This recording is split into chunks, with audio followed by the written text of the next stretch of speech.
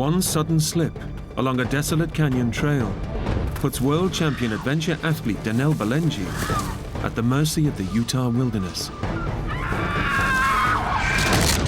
I was in the middle of nowhere, and nobody knew where I was.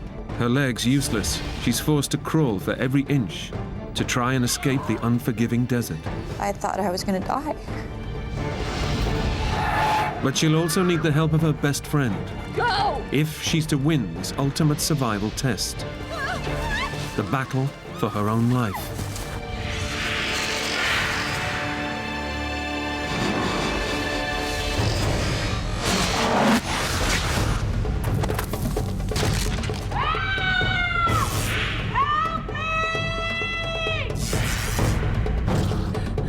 Go find me help. My last chance.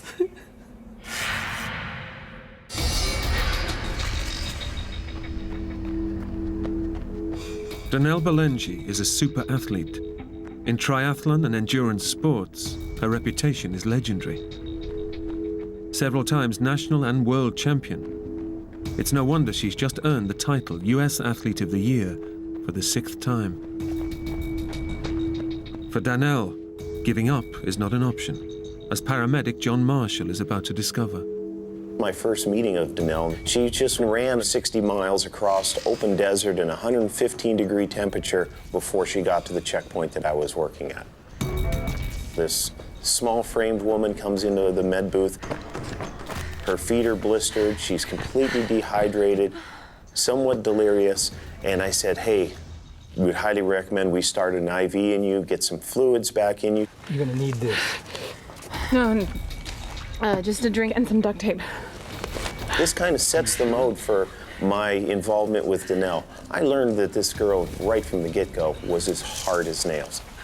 This was a true athlete to the fullest extent.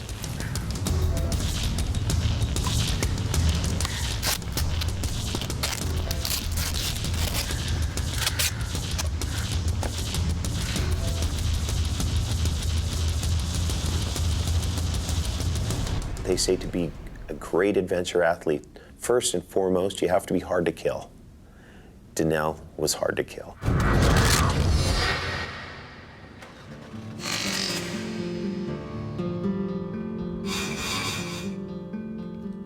It was December 13th, 2006, and I was at my house in Moab. The winter season was approaching, and I was wanting to get in shape for the snowshoe racing season and also to compete in some winter triathlons. Oh, hey, Taz. Give me a minute, okay? Just give me a minute. So I was to head out on about a 2 or 2.5 hour run, and I kind of had one of my favorite loops in mind. I hadn't done this loop in a while. Okay, all right. Okay. I get the message. All right, let's go.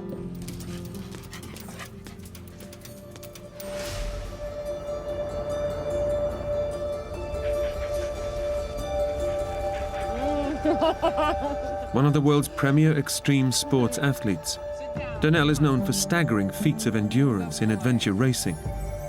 Single and living alone, her constant companion is her dog, Taz. I got Taz from a puppy rescue. I remember going to the shelter and there were several puppies there. This one puppy sort of stood out. Hi. Because he was energetic and he liked to run around and he was hyper and he had this real playful attitude about him that I liked. I sort of connected with that. Look at this one. Oh, you're cute. Oh.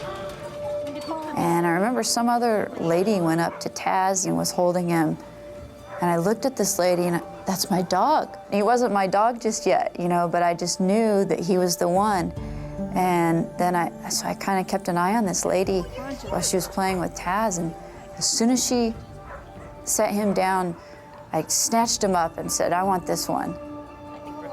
There's something that drew me to Taz, that I knew that he was the one for me. I need you to help me.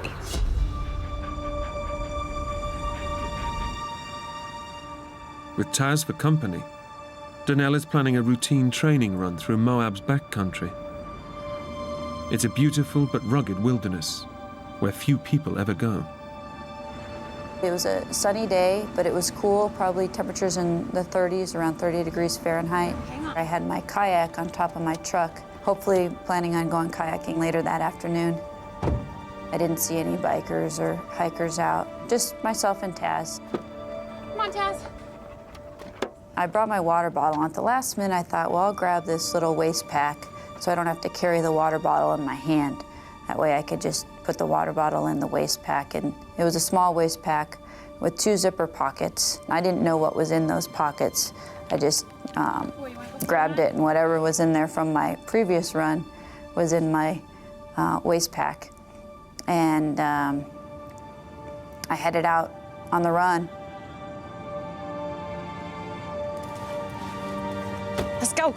I had absolutely no idea that my life was going to completely change that day. Come on, boy. Despite its beauty, the backcountry surrounding Moab can be hostile and dangerous. Just in the last month, 2 men have fallen victim to the deadly terrain, found frozen to death in the bitter desert night. Search and rescue teams are called out regularly to save hikers in distress. But Donnell is fearless. 6 times the winner of US Athlete of the Year, she thrives on pushing herself to the limit in the most extreme environments. I was actually in pretty good physical condition that I usually could push myself right to that limit of pain, but not quite go over it. It actually almost feels good, like you get into the rhythm, get into the flow.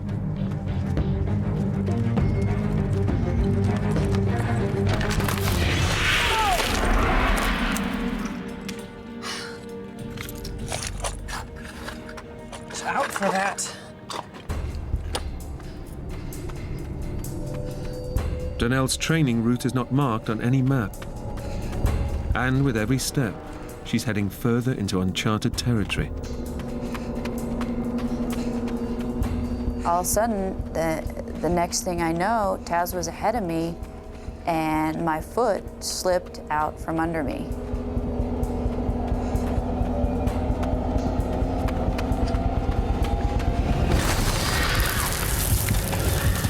I almost immediately knew that I was in trouble because I couldn't stop. And I was moving fast at that point. And then the last 20 feet were an overhang. Free fall. I definitely had time to see my life kind of spin through my head and think about maybe I wasn't going to see another day. And then boom.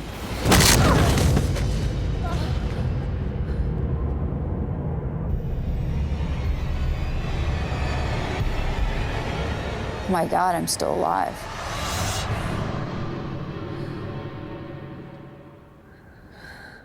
I didn't know what I had done to myself, but I knew I had hurt myself pretty bad.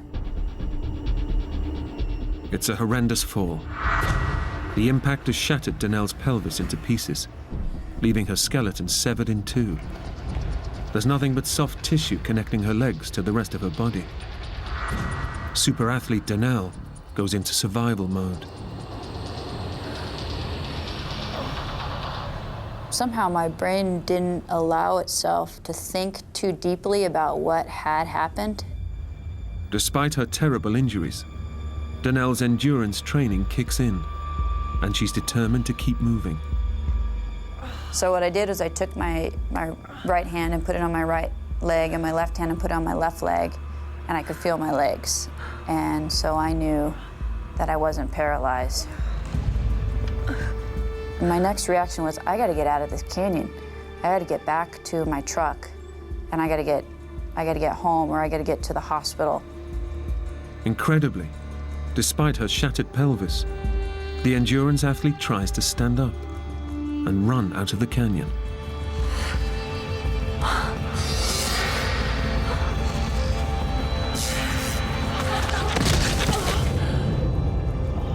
with her skeleton effectively in two, Danelle's legs cannot support her body. Unable to walk or run, she's facing her worst nightmare.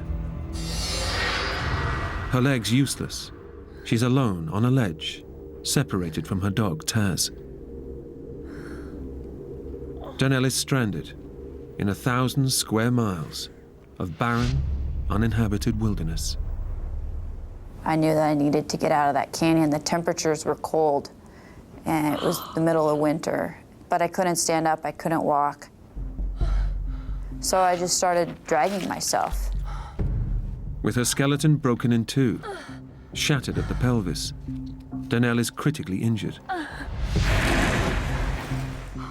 Most people would be in agony, but superfit athlete Danelle is experiencing an enormous adrenaline surge, masking the pain.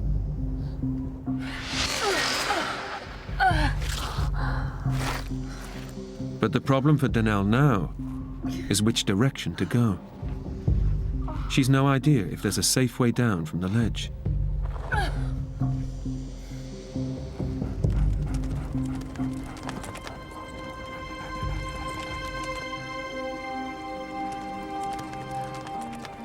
Taz comes to Danelle's rescue. Taz, there you are. Taz has found her way back through the canyon to reach her. She is no longer alone, but Taz's appearance brings more than comfort. Since he had gotten to where I landed, I knew that there was a route out. So I used him as my guide and kind of dragged myself where he went, along the shelf and then back down to the bottom of the canyon.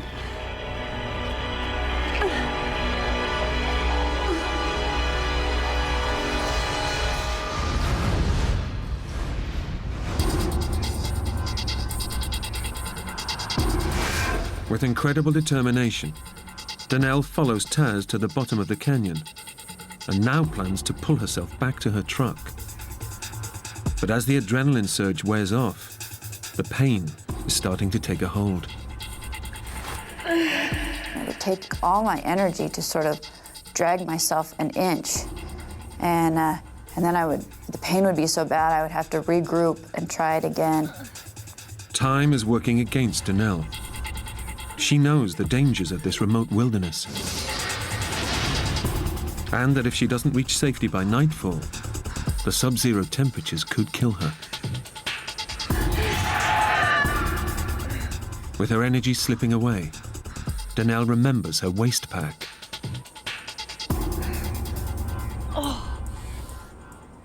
I didn't know what was in that waist pack because I didn't check before I left. And in one of them was a little gel pack, sugar pack, that endurance athletes often bring with them to help provide energy for running. Eating the gel provides Danelle with a much-needed boost, as well as a moment to reflect on the colossal task she's taking on.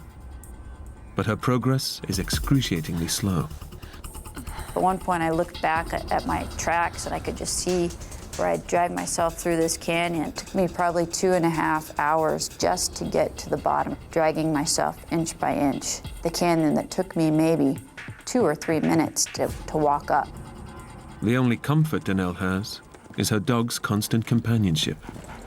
Taz was with me this whole time. I think he probably realized that I was injured.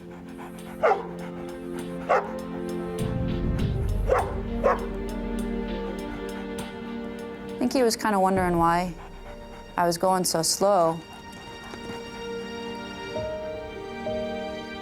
As the winter sun sets, the temperature is dropping below freezing.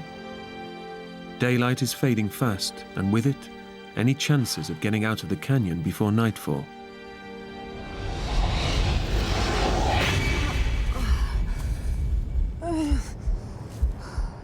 Despite Danelle's superhuman efforts, she's far from safety. Too tired to go on, she stops for the night.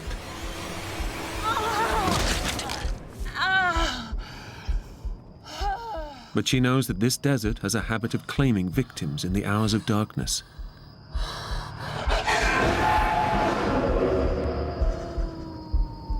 It was comforting having Taz there. And I also knew that if there was to be, say, a coyote or something that was to come into the canyon, that he would bark and scare any wild animals away. But Taz's presence won't save her from the bitter cold of the savage desert night. With the injuries to my midsection, it was a little bit uncomfortable if he got too close to me, because it would kind of move my bones around.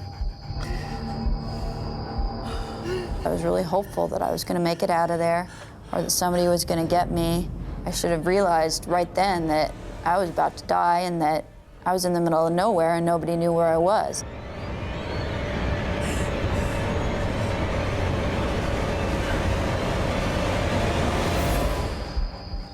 With hours to go before dawn, the temperature is already well below freezing, and it's still falling. It was bone chilling. You know, it'd be like laying in a freezer. My feet were frozen and they got frostbite. Exposure to the cold is causing Danelle's body to shut off the blood supply to her extremities to protect her vital inner organs. Frostbite could claim her fingers and toes, but it's only the first stage in the onset of hypothermia. I know that once you start to get too cold, then the brain will shut down, which is a symptom of hypothermia. With winter temperatures plunging into the 20s in the Moab Desert, Danelle draws on her athletic training to help her survive the night.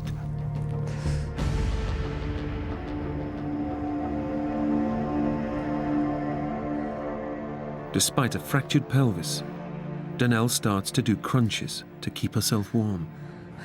It was almost like just lifting my head up, my head and my shoulders up. I couldn't do a full sit-up because I didn't have any movement in my midsection.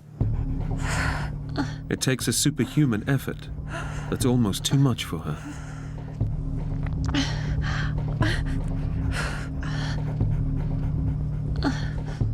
And then I started to fatigue, and I became tired, and I said to myself, I gotta find a pace that I could maintain through the entire night. Danelle forces herself to do one sit-up every 5 seconds, non-stop, over the next 6 hours. It's an extraordinary challenge, but it's the only way she'll stay alive. I knew if I fell asleep, I would have died of hypothermia. And I knew if I stopped doing the crunches that I would have died of hypothermia. In an incredible feat of physical endurance and mental stamina, Danelle wills herself to survive in freezing conditions.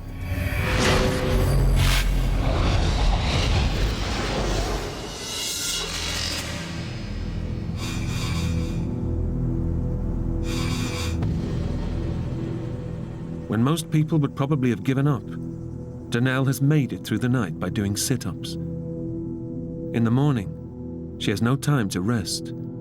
She intends to crawl her way 2 miles back to her truck. My plan was to take that gel to give me some energy and then to continue to crawl out.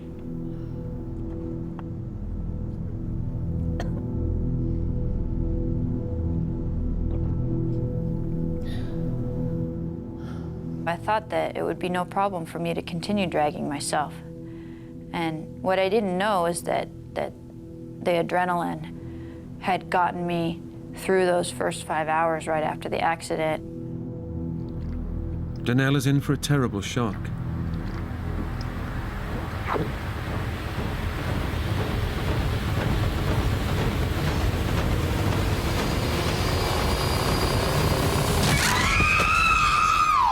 The adrenaline that protected her has completely worn off. Now, if she's to survive, she must face her ordeal with no defense against the pain flooding throughout her body. When I tried to move, it was just throughout my whole body, just this excruciating pain. And on top of the physical pain was the mental pain of being stuck there.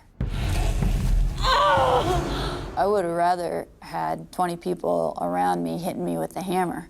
That would have been better than what I was going through.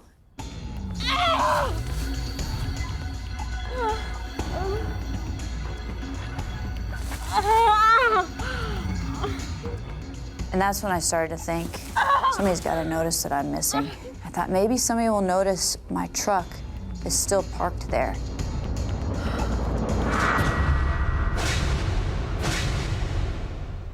But as she lives alone, no one is looking for Danelle.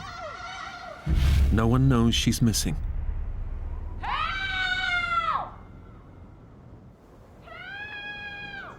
She is completely alone.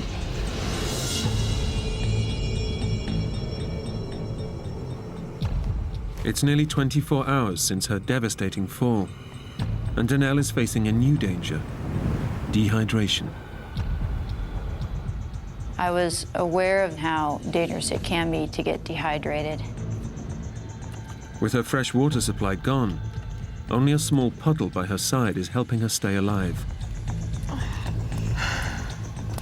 But it was really a struggle to drink from that water source.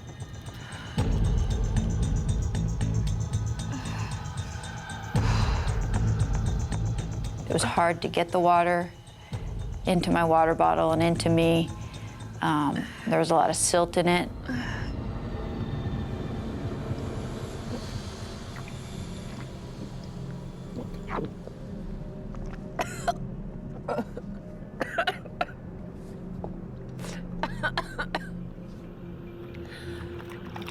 Easy for you. But while water can help keep her alive, it also carries a risk. I didn't want to drink too much because if I peed on myself, then the risk of hypothermia would have been worse because it was so cold out there. Urinating would wet her clothing. In the bitter cold, it would freeze, speeding up the onset of hypothermia. Only Danelle's willpower has prevented it from already happening.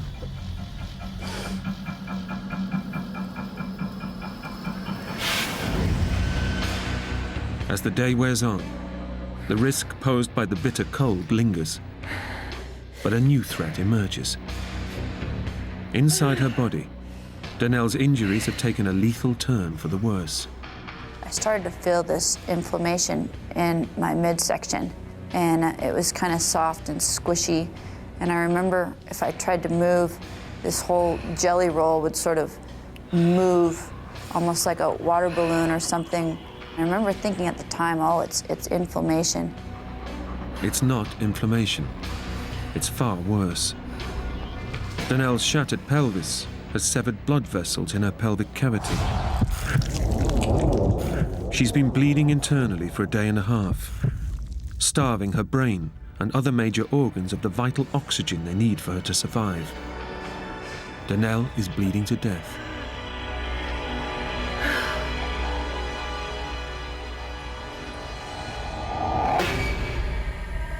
Unable to move and facing another night in freezing temperatures, Danelle is finding it much harder to stay in control. She struggles to do her sit-ups. Worse still, she's beginning to hallucinate because of her blood loss and fatigue.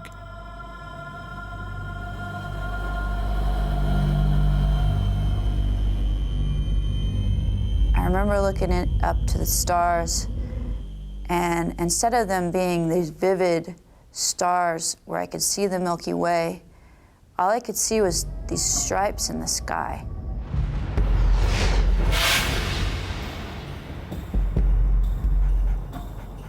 The second night was a lot harder.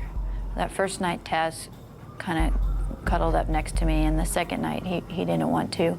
He would come and check on me, but he didn't cuddle up next to me. He just kind of looked at me like, you know, what are you doing laying there? But I don't think he knew what to do either.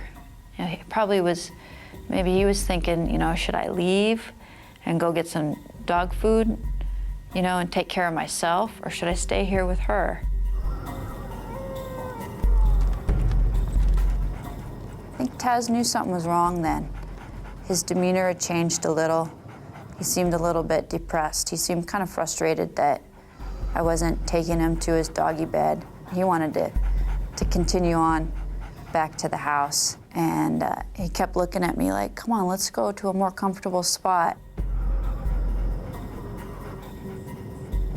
second night felt a lot colder to me, too. Felt long and cold. What Danelle doesn't realize is that the cold is keeping her alive. Her core body temperature is now so low that her metabolism is slowing dramatically. Her blood pressure is dropping, which in turn is slowing the internal bleeding.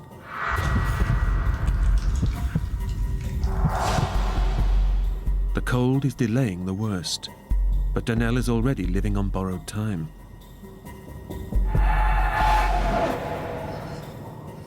As the night wears on, Danelle is fighting for her life. It's taking every ounce of willpower to avoid drifting off to sleep, where the onset of hypothermia would lead to certain death. I remember wanting to be at home in my bed, where it was warm and comfortable, and where I could sleep. I had been awake this whole time, and I was starting to get the sleep monsters where I wanted to sleep, but I knew I had to stay awake.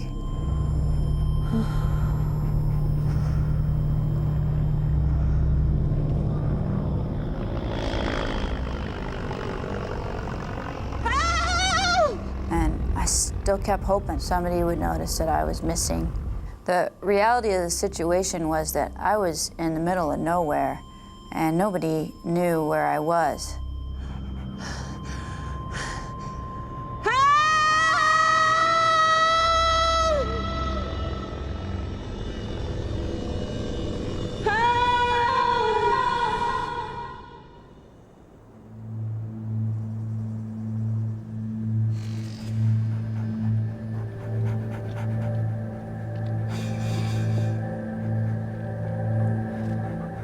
Thanks to her endurance training and extraordinary willpower, Danelle has survived a second night in the freezing winter desert, where most people wouldn't have survived one.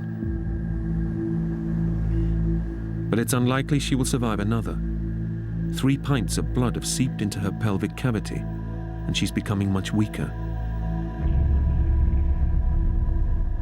On that lump around my midsection, it was blood. I couldn't see it because it was all internal, but I was losing a lot of blood.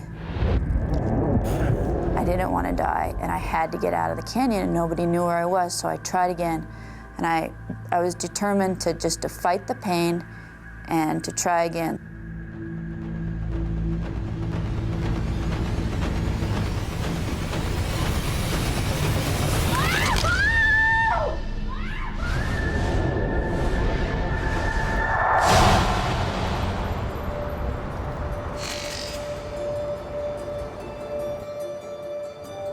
Two days after she set out on her run, several phone calls from Danelle's family and friends have finally alerted the police to her disappearance.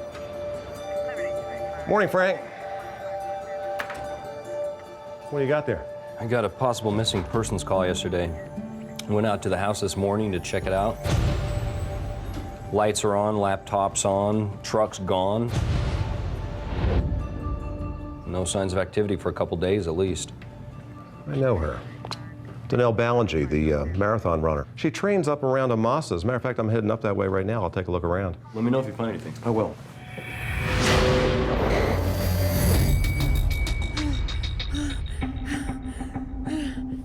Oh, maybe I made it about 3 inches, and I got myself stuck in this small, wasn't even a pothole. It was just a change in direction in the rock, and I couldn't even barely get myself out of it. With little blood-borne oxygen reaching her vital organs, Danelle's body is close to shutting down. It's only her extraordinary physical conditioning that's keeping her alive. But she won't live much longer without medical help. And she knows it. I was hyperventilating, I could barely breathe. And I also starting to lose my vision. I would turn my head to look, and it would just sort of be this blur across the sky. And then I would have to focus on something in order to sort of get my vision back. Barely able to see, Danelle can go no further. Defeated, she spends a painstaking 3 hours inching her way back to her only source of water. 50 hours after her dramatic fall, the adventure athlete's hopes of getting out of the canyon alive now seem futile.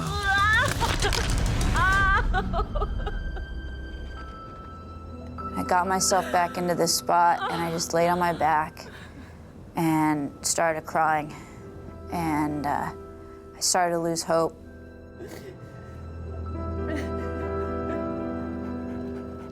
And Taz came over to me and was just licking my tears. And I was so sad that I wasn't gonna I didn't know what was gonna happen to Taz. There was not gonna be anybody to take care of him. I was gonna miss not being able to play with Taz, miss being able to run with him and do the things I love to do. And that's when, still can't talk about it.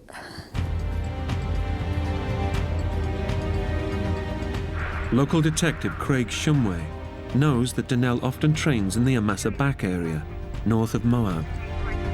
He's hoping his hunch pays off.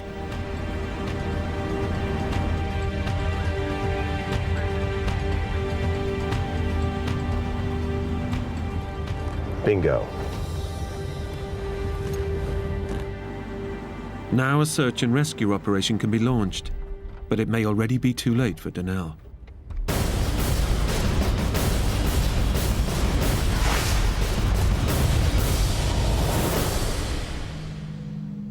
Within an hour of the discovery of Danelle's truck, the Grand County, Utah search and rescue team mobilizes. Danelle's been missing over 2 days, and they know any hopes of finding her alive are fading fast. Okay, we've got a missing persons, potential injury in the Amasa Back area. John Marshall is in charge of the search team out in the field. Our organization is set up that individual officers take turns being the officer in charge on any particular day. That day just happened to be my day. Female, brunette, about 5'4", 120 pounds, name Danelle Ballingy. Ballingy? You know her? And instantly, in my mind, the story completely changed. We're not looking for a lost tourist, somebody who just wandered off the trail. We're looking for somebody that's got more backcountry experience than your average John Doe on the street. And if this person's been missing in the backcountry for 2.5 days, they're not just lost. This person's in some serious trouble. While critically injured and exposed to freezing conditions, Danelle's endurance training has helped keep her alive for over 2 days. But the physical ordeal is wearing her down mentally. I was pretty close to dying at that point. And I had lost hope that anybody would find me. Now, after 51 hours, her intense willpower is breaking down. Despite increasing risk of hypothermia, she can no longer stop herself from urinating. With night bringing colder temperatures, Danelle knows that without a miracle, she'll likely freeze to death by morning. The extreme athlete has finally given in. That's when I started to think about my life and everything that I did.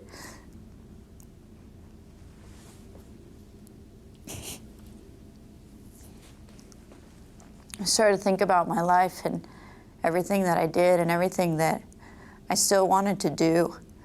And I thought about my family and my friends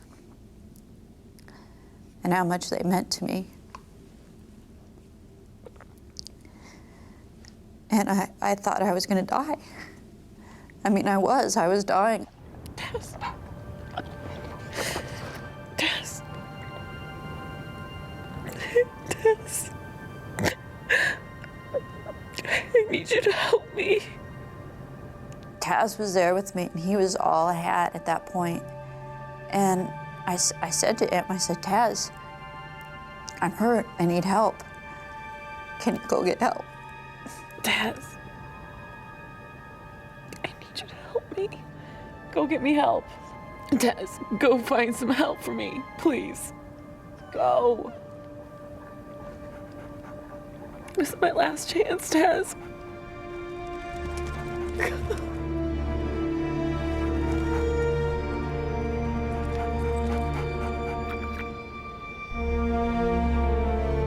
Go! And he turned around and he took off.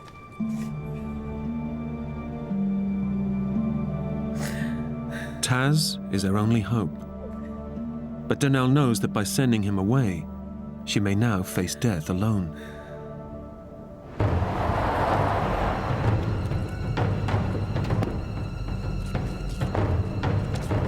With little time to spare, Moab Rescue Operations Chief John Marshall arrives at the Amasa backcountry search area first.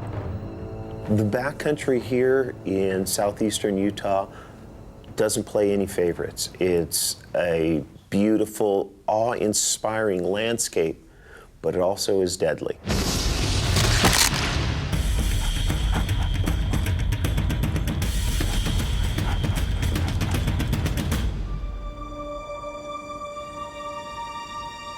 There's a dog down there.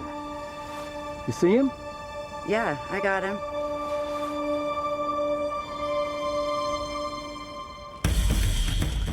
Taz has found his way out of the canyon and is heading towards the search party. But as he races towards them, John fears the worst. I know my dog will never leave my side as long as I have a pulse. So to see her dog down in the bottom of the canyon for the first time, my heart dropped. It says, oh, this can't be a good sign. The dog has left its master. As the rest of the search party arrives, Taz reaches the top of the canyon.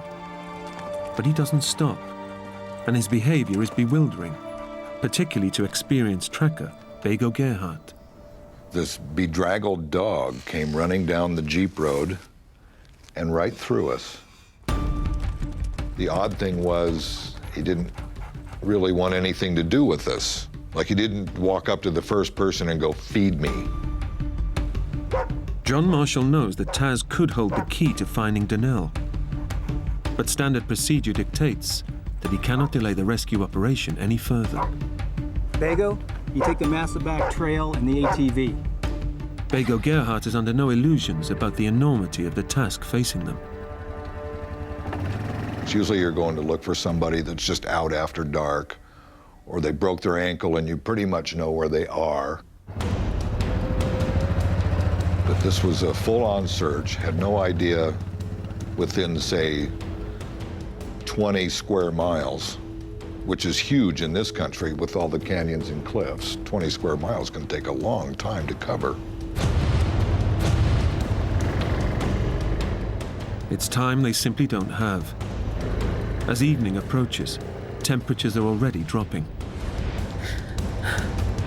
But Bego Gerhardt can't rush, for fear of missing a clue that may lead him to Donnell.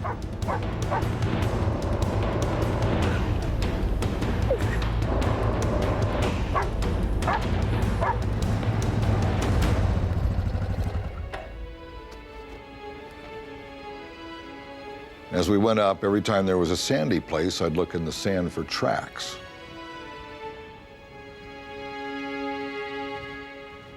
And pretty soon I thought I found some tracks that could be 2 days old, and there were dog tracks along with the shoe prints. Back at the search and rescue base, John is now sure that Taz is trying to tell them something.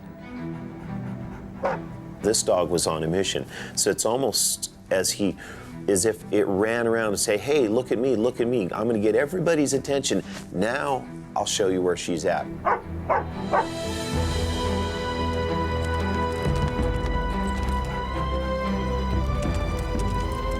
Where is he going? All of a sudden, down in the bottom of the canyon, the dog reappears and headed back up the Amasa Trail. So I get on the radio and I radio over to the vehicles heading up the trail. 1T812 to 1T836. Hey, Bego, looks like the dog's coming your direction. Let him pass. Let's see where he's going. I'm looking over my shoulder, and sure enough, Taz appears and takes off up over the hill. I'm going, you know, I think I should follow Taz for about 5 minutes just to see. Okay, dog. Let's see what you know. Time is running out. As nightfall approaches, a new threat to the rescue operation has emerged. Heavy snowfall is forecast, which Donnell couldn't hope to survive. Following Taz may now be the last chance of finding Donnell alive.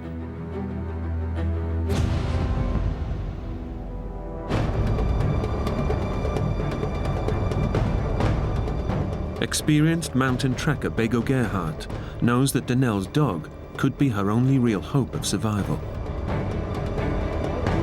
I know to pay attention to dogs because they know stuff. So when he ran up over the hillside, I had a very strong feeling of I better follow him for a few minutes. As Taz leads Bego deeper into the canyon, the going becomes more treacherous. Bego must slow the ATV and risk losing the dog's trail.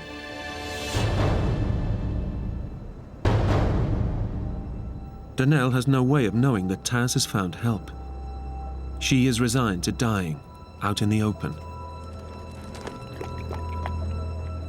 But when he returns, Donnell senses a change in his behavior. Next thing you know, Taz came up and he came right by me and he went straight to the puddle and he started drinking from my puddle. I remember thinking, that's my lifeline, that's the only water I got. Can't you find a different puddle, Taz? But I couldn't, I couldn't say that to him, and I just pet him a few times and let him drink from the puddle.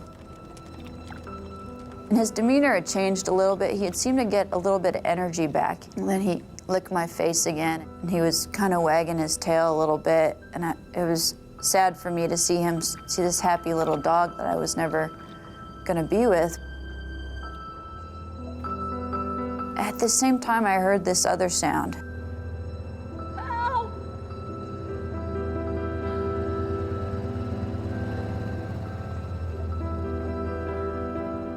I wasn't hopeful because I'd been screaming help for 50 some hours straight, and nobody had come to help me. Help! And just about the time I thought I was going to run out of road, I heard this blood-curdling scream. Help! I'll never forget it. And had to be Donnell.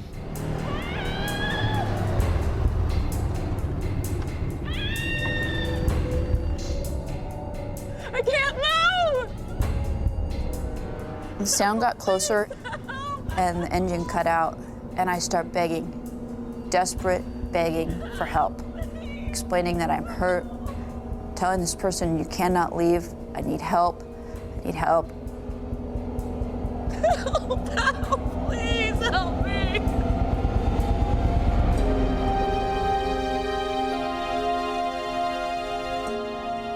It was the best moment of my life, because I knew right then that I was going to get a second chance.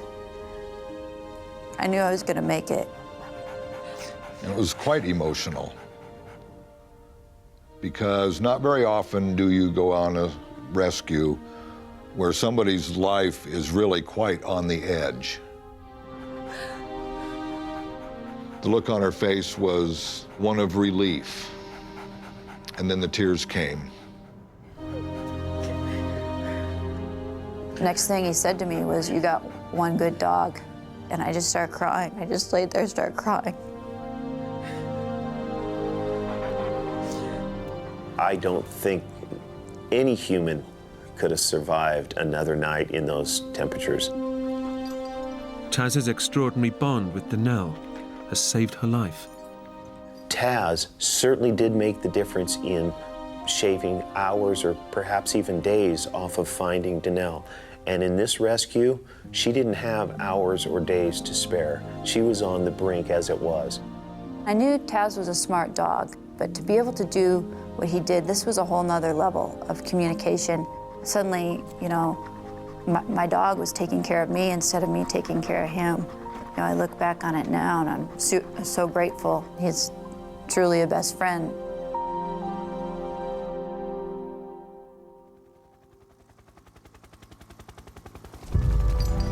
Donnell is airlifted to hospital and undergoes emergency surgery to repair the severed vessels that have pumped 3 pints of blood into her pelvic cavity.